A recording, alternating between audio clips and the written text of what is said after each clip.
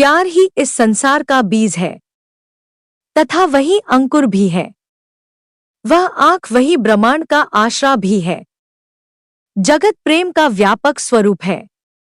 कोई तुम्हारे अच्छे कार्य पर शक करता है तो शक करने दो, क्योंकि शक केवल सोने की शुद्धता पर किया जाता है, कोयले की कालिख पर नहीं। जय मां। महाकालेश्वर मंदिर को लेकर कई सारी भ्रांतियां हैं। जैसे कई लोगों को लगता है कि महाकालेश्वर का मेन मंदिर ही वो है जहां भगवान को शराब पिलाई जाती है, लेकिन मैं आपको बता दूं कि ये दो अलग अलग मंदिर हैं। ये मंदिर बहुत दूर नहीं है और कहा जाता है कि इस मंदिर के गर्भगृह में एक गुफा है जो महाकाल मंदिर से जुड़ी हुई है। जहां भैरव बाबा का मंदिर अपने आप में प्रसिद्ध है, वहीं महाकाल मंदिर से जुड़े भी कई रहस्य हैं। आज हम आपको महाकाल मंदिर से जुड़े 3 गहरे रहस्यों के बारे में बताने जा रहे हैं। इस लेख में यह भी बताने जा रहे हैं कि कैसे आप महाकालेश्वर मंदिर पहुंच सकते हैं और यहां ठहरने के लिए कुछ बेहतरीन जगहों के बारे में भी बताने जा रहे हैं। आइए जानते हैं। उज्जैन के महाकालेश्वर मंदिर और काल भैरव के मंदिर के बारे में तो आप जानते ही होंगे। काल भैरव का मंदिर देश का ही नहीं बल्कि दुनिया का एकमात्र ऐसा मंदिर है जहां भगवान शिव को शराब पिलाई जाती है और जहां पूरी दुनिया में मंदिरों के आसपास शराब आदि की दुकानें हटा दी जाती हैं। वहीं दूसरी ओर महाकाल के मंदिर परिसर से लेकर इसके रास्ते तक में बहुत सारी शराब की दुकानें लगवाई गई हैं और यही नहीं, यहाँ प्रसाद बेचने वाले लोग भी शराब अपने पास रखते हैं। 12 ज्योतिर्लिंगों में से एक महाकालेश्वर का शिवलिंग स्वयंभू अपने आप प्रकट हुआ माना जाता है। आज तक ये कोई भी नहीं जानता कि भगवान शिव को मदिरा पिलाने का रिवाज कब से आया और आखिर इतनी शराब जो भगवान शिव पीते हैं वो जाती कहाँ है। क्योंकि महाकाल में भस्म आरती होती है और ये कहा जाता है कि पहले यहाँ जलती हुई चिता की राख लाकर पूजा की जाती थी, इसलिए माना जाता था कि महाकाल का संबंध मृत्यु से है, पर ये पूरा सच नहीं है। दरअसल काल का मतलब मृत्यु और समय दोनों होते हैं और ऐसा माना जाता है कि प्राचीन काल में पूरी दुनिया का मनक समय यहीं से निर्धारित होता था, इसलिए इसे महाकालेश्वर नाम दे दिया गया। दूसरा कारण भी काल से ही जुड़ा हुआ था।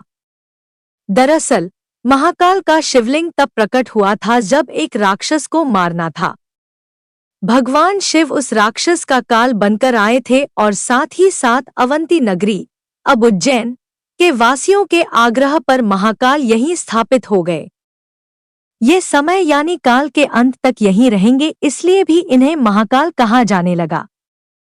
2. आखिर क्यों रात नहीं गुजारता कोई राजा या मंत्री। ऐसा माना जाता है कि विक्रमादित्य के समय से ही इस मंदिर के पास और शहर में कोई राजा या मंत्री रात नहीं गुजारता है।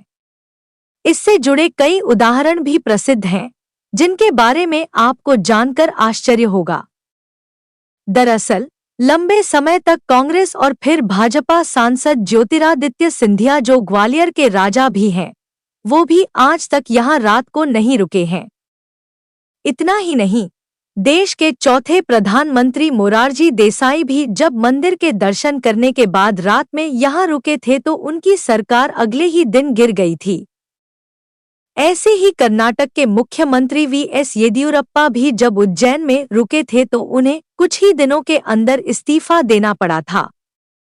इस रहस्य को कुछ लोग संयोग मानते हैं तो कुछ लोगों के मुताबिक एक लोक कथा के अनुसार भगवान महाकाल ही इस शहर के राजा हैं और उनके अलावा कोई और राजा यहाँ नहीं रह सकता है।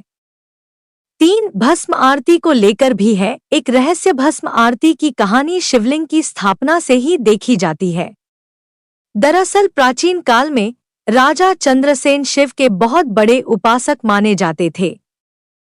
एक दिन राजा के मुख से मंत्रों का जाप सुन एक किसान का बेटा भी उनके साथ पूजा करने गया, लेकिन सिपाहियों ने उसे दूर भेज दिया। वो जंगल के पास जाकर पूजा करने लगा और वहां उसे एहसास हुआ कि दुश्मन राजा उज्जैन पर आक्रमण करने जा रहे हैं और उसने प्रार्थना के दौरान ही ये बात पुजारी को बता दी।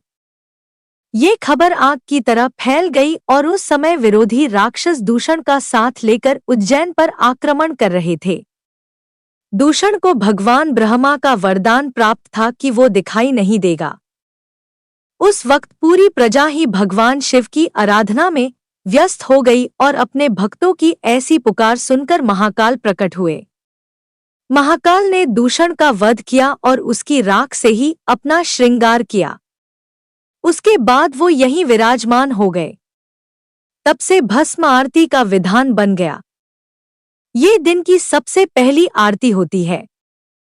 शिवपुराण के अनुसार कपिला गाय के गोबर के कंडे के साथ शमी, पीपल, पलाश, बेर के पेड़ की लड़कियां, अमलतास और बरगद के पेड़ की जड़ को एक साथ जलाया जाता है। इसके बाद ही वो राख बनती है जिससे हर सुबह भगवान शिव की भस्म आरती होती है।